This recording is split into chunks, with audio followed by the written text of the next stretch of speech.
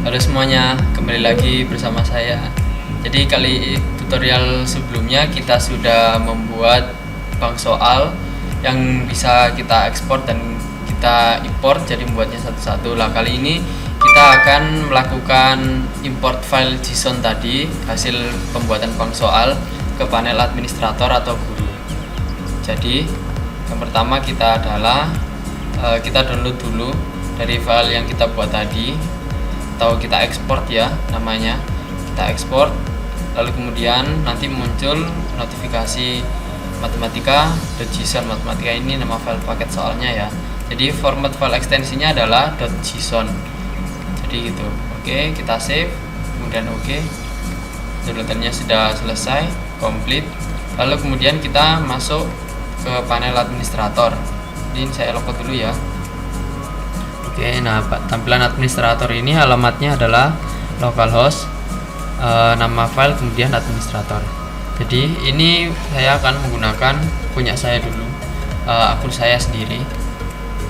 Jadi ini adalah tampilan untuk login guru ataupun administrator. Jadi satu di sini. Karena ini nanti hanya punya saya, hanya user saya yang aktif. Jadi saya menggunakan user saya sendiri.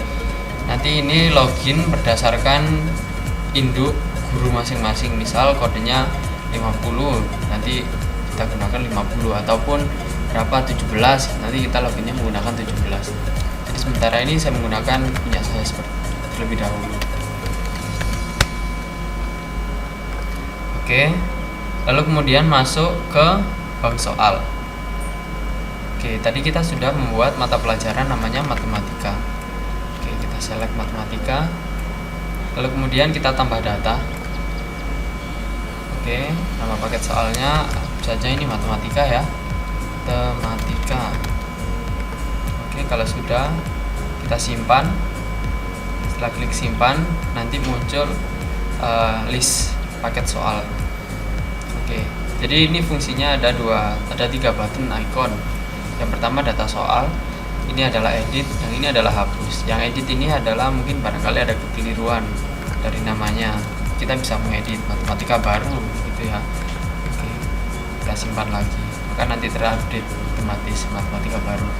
Ini adalah hapus data. Nah, untuk mengimport filenya kita harus masuk ke data soal terlebih dahulu. Setelah masuk ke data soal, kita import data. Ada ini import ya, import. Oke, kita pilih filenya tadi yang sudah kita ekspor. Ada filenya ini ya, berformat .json ini ya, matematika.json, kita select. Oke, lalu kemudian kita import. Oke, nah ini sudah selesai semua kan tadi. Ada berapa soal ini ya? Ada 4.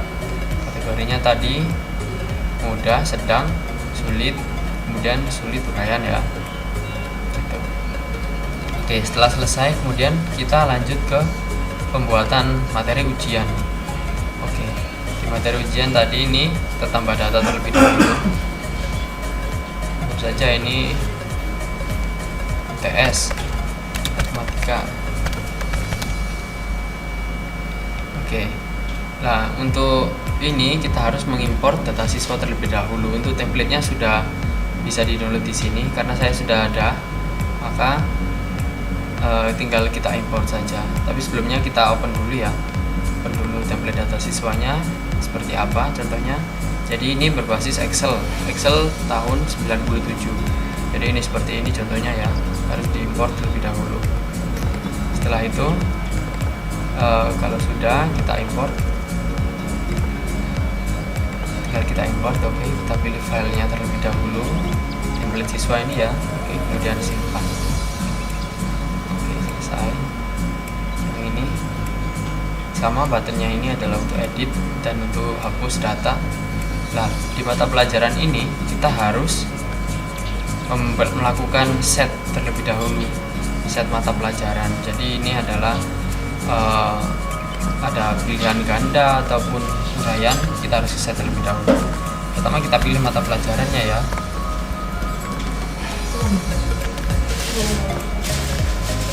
Sorry.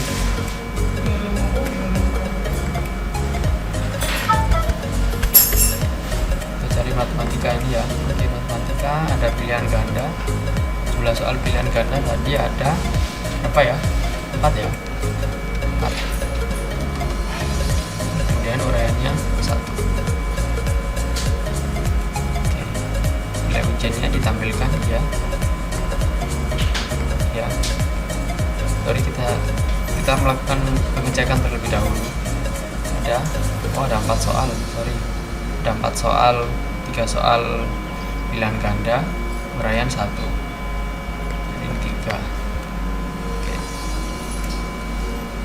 Nah, ini tampilkan nilai ujian ini, berarti nilai ujiannya yang sudah dikerjakan oleh siswa itu ditampilkan pada saat selesai pengerjaan siswanya. Yang tampilkan detail jawaban ke siswa itu semua jawaban yang dijawab oleh siswa itu akan ditampilkan pada saat setelah siswa selesai mengerjakan. Tanggal mulai pengerjaan ini kita buat saja tanggal 7 sekarang ya. Sekarang tanggal 7. Jamnya ini jam berapa ini ya? 19.22. 19.22.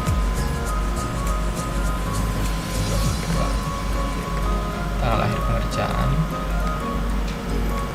Jadi ini bebas, bisa dipilih sesuai keinginan masing-masing ya, sesuai kebutuhan. Menit pengerjaan ini berupa menit, misal 120 menit ya 120 menit, atau 90 menit 90 menit. Oke, saya buat 90 menit, nilai maksimalnya ada 100. Bukan ujian ya. Oke, setelah selesai semua, klik simpan. Kita di sini melakukan pengkategorian. Tadi ada kategori soal mudah, sedang, sulit. Oke, kita ada 3 kategori. Nah, kita tadi sudah membuat kategori mudah, ini yang mudah ya. Lalu kemudian ini sedang, kemudian ini sulit, yang ini sulit uraian. Jadi yang mudah tadi ada pilihan ganda ya, pilihan ganda 1. Soalnya 1, nilai benarnya berapa? Tentu saja ini 10. Nilai salahnya 0.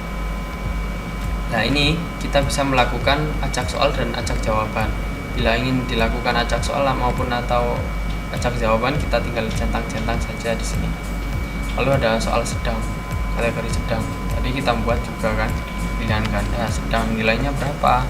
Tentu saja 20 ya. 20. Nilai salahnya 0. Saya acak juga. Lalu kemudian ada kategori sulit, pilihan ganda ada soal uraian tadi ya.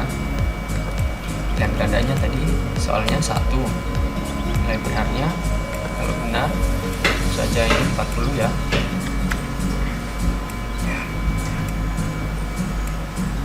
Nilai salah 0. Acak. Jadi soal uraiannya 1 ya. Saja ini 30. Nah, untuk uraian itu tidak bisa acak soal maupun acak jawaban, di sini tidak bisa tergenerate otomatis.